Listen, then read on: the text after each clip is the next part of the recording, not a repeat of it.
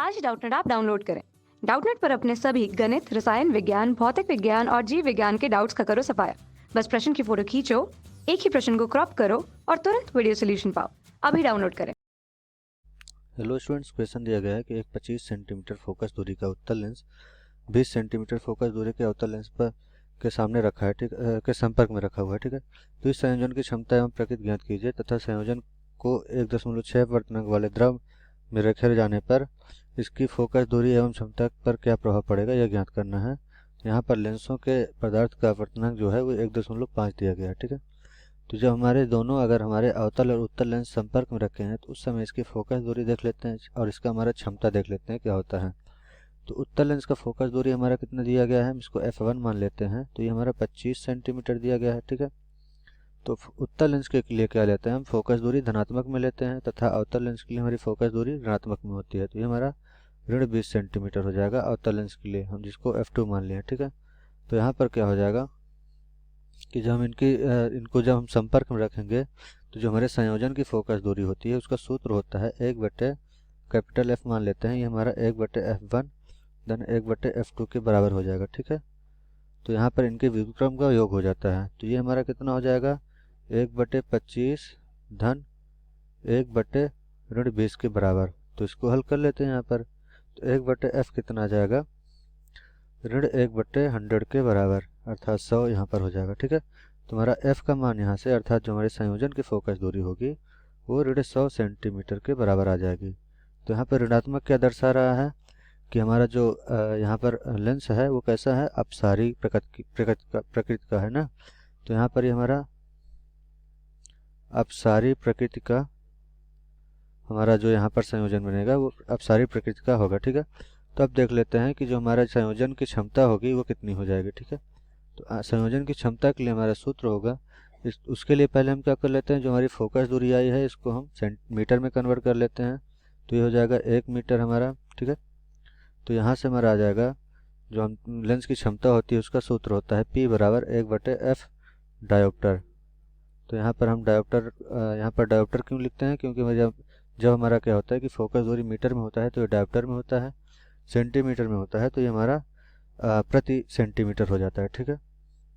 तो यहाँ पर हमारा हो जाएगा P बराबर ऋण 1/1, क्योंकि हमारा F क्या आया है, ऋण 1 आया है। तो ये हमारा डायोप्टर अर्थात P जो है हमारे लेंस का जो हमारा यहाँ पर क्षमता है वो ऋण 1 डायोप्टर के बराबर होगा, ठीक है। तो हमारे लेंस की क्षमता हमें प्राप्त हो गई। और यहाँ ऋणात्मक का यही मतलब होता है कि हमारा जो लेंस है संयोजन लेंस उस कौन से प्रकृति का है, अपसारी प्रकृति का है, ठीक है। तो ये हमारा लेंस होगा अपसारी, अर्थात ये हमारा ऋणात्मक क्या दर्शाता है कि हमारा जो लेंस होता है वो अवतल लेंस की भांति क्या होगा, व्यवहार करेगा। अब देख लेते हैं कि हमें पूछा है कि जब इसको हम 1.6 अपवर्तनांक वाले द्रव में डुबोते हैं, हम डालते हैं, ठीक है। तो इसकी हमारी क्षमता और दूरी पर क्षमता एवं फोकस दूरी पर क्या प्रभाव पड़ेगा, ठीक है। और लेंसों का अपवर्तनांक दिया गया है 1.5। तो हम मान लेते हैं कि जो हमारे पदार्थ का अपवर्तनांक है वो कितना है, म्यू जी। ये हमें दिया गया है कितना, 1.5। हमारे यहाँ पर द्रव का अपवर्तनांक कितना दिया गया है, 1.6। तो हम मान लेते हैं म्यू एल जो है 1.6 है तथा हम जानते हैं जो हमारे वायु का अपवर्तनांक होता है वो हमारे 1 के बराबर होता है, ठीक है।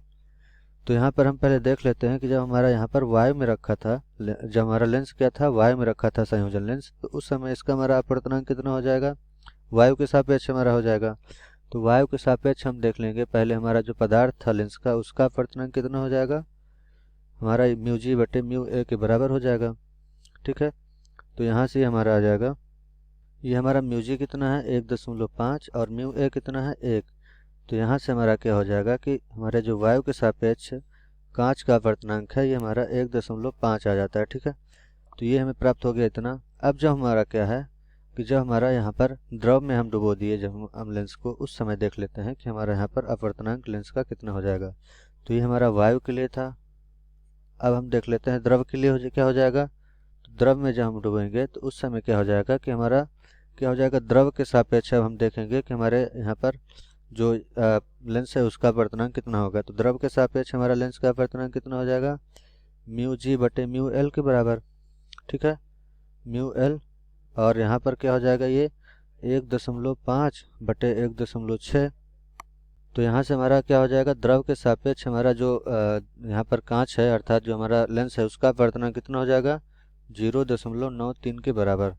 तो ये तो हमारा एक हमारा आ गया वायु के सापेक्ष, दूसरा जल के सापेक्ष। अब हम देख लेते हैं कि जब इनको द्रव में हम रखते हैं, वायु से द्रव में ले जाते हैं, तो द्रव में क्या होगा, हमारी फोकस दूरी एवं क्षमता क्या हो जाएगी। ठीक है, तो इसके लिए हमारा सूत्र होता है, हम लेंस मेकर का सूत्र उपयोग करेंगे। ठीक है, तो ये हमारा क्या हो जाएगा, लेंस मेकर, इसका सूत्र होता है, लेंस मेकर का सूत्र होता है, यहाँ पर होगा का सूत्र, ये हमारा किसके बराबर होता है, 1/f होता है हमारा म्यू -1, और यहाँ पर होता है 1/r1 ऋण 1/r2 के। ठीक है, तो इस सूत्र में जो हमारा r1 और r2 दिया है, ये क्या होता है कि हमारा लेंस का वक्रता त्रिज्या होती है, तो ये अपवर्तित रहेगी। अगर हम वायु में रखें या द्रव में, तो हमारा जो वक्रता त्रिज्या है वो दोनों में समान रहेगा। ठीक है, तो हम देख लेते हैं, जब हमारा वायु में था उस समय हमारी फोकस दूरी क्या होगी। ठीक है, तो वायु में जब हमारा लेंस था तो इस समय हम फोकस दूरी मान लेते हैं हमारा FA था,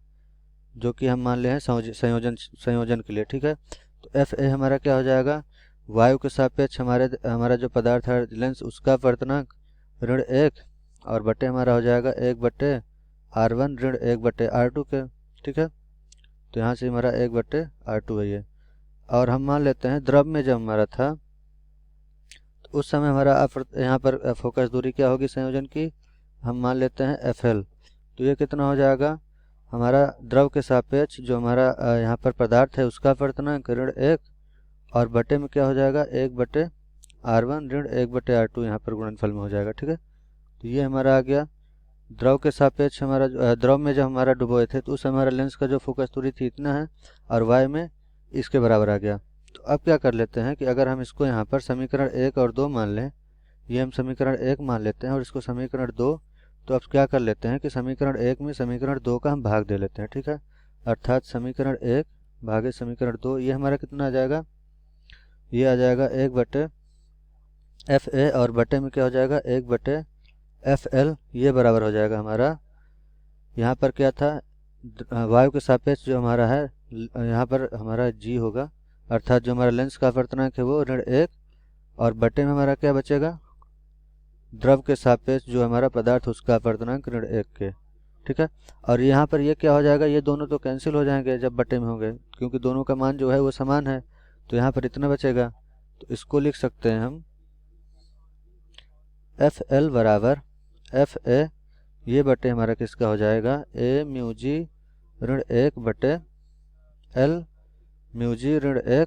ठीक है, और हम जानते हैं कि यहाँ पर हमने F का मान निकाल लिया है, वो कितना है हमारा, यहाँ पर 100 सेंटीमीटर के बराबर है। ठीक है, तो ये रख लेते हैं हम, हमारा F का मान कितना है, ऋण 100 सेंटीमीटर FA, क्योंकि हमारा ये जो हमारी फोकस दूरी थी ये किसके लिए थी, ये फोकस दूरी हमारी वायु के लिए थी।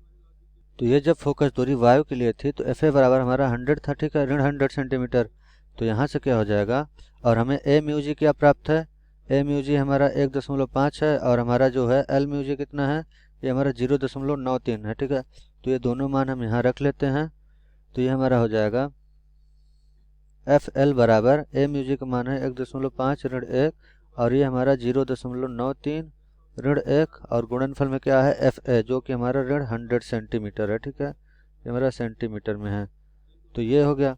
अब इसको हल कर लेते हैं, तो यहाँ से जो हमारा प्राप्त होता है वैल्यू FL, ये प्राप्त हो जाता है हमारा ऋण 8, ये हमारा हो जाएगा यहाँ से ऋण 8 और यहाँ बचेगा गुणे ऋण 100 सेंटीमीटर। ठीक है, तो अब इसको हल कर लेते हैं, तो हमारा FL आ जाएगा, अर्थात जो हमारा द्रव है उसमें हमारा फोकस दूरी कितना आ जाता है, ये हमारा 800 सेंटीमीटर के बराबर आ जाता है। तो अब इसको हम क्या कर लेते हैं, मीटर में चेंज कर लेते हैं, तो हमारा FL जो है ये हमारा ऋण 8 धन हो गया यहाँ पर, धन 8 मीटर के बराबर हो जाएगा, जो कि हमारे द्रव में जो है फोकस दूरी है लेंस की। ठीक है, तो अब देख लेते हैं कि जो हमारे द्रव में डुबो दिए तो हमारे संयोजन का क्षमता कितना होगा। ठीक है, तो क्षमता के लिए सूत्र होता है P बराबर, ये हम द्रव के लिए ले रहे हैं, P बराबर क्या होता है 1/F के, ये हमारा FL हो जाएगा यहाँ पर, तो ये कितना आ जाएगा 1/8, ये हमारा डायोप्टर के बराबर होता है, तो यहाँ पर डायोप्टर, तो PL अर्थात यहाँ पर हमारी जो क्षमता होगी वो कितनी हो जाएगी, तो अब जो क्षमता है वो लेंस की वो आ जाएगी 0.125 डायोप्टर के बराबर। ठीक है, तो यहाँ पर हमें द्रव में क्षमता प्राप्त हो गई लेंस की, और ये हमारी लेंस की क्षमता कैसी है, धनात्मक, अर्थात जो हमारा लेंस होगा वो कैसा होगा, अभिसारी लेंस होगा। ठीक है, अभिसारी लेंस की तरह होगी इसकी प्रकृति। तो यहाँ पर हमने प्रकृति निकाल लिया कि हमारा अभिसारी लेंस है, और हमारा द्रव में इसका हमारा जो है 800 सेंटीमीटर या 8 मीटर जो है फोकस दूरी है। और हमारे वायु में कितनी थी, तो वायु में ऋण 1 हमारा क्या था, इसका हमारा जो है पावर, अर्थात जो इसकी क्षमता है ऋण 1 डायोप्टर थी, तथा इसका फोकस दूरी कितना था, ऋण 100 सेंटीमीटर या ऋण 1 मीटर के बराबर। Thank you. कक्षा 6वीं से 12वीं से लेकर नीट, आईआईटी, जेई वो एडवांस के लेवल तक 1 करोड़ से ज्यादा छात्रों का भरोसा। आज ही डाउनलोड करें डाउटनेट ऐप या व्हाट्सएप करें अपने सारे डाउट्स 8400 400 400 पर।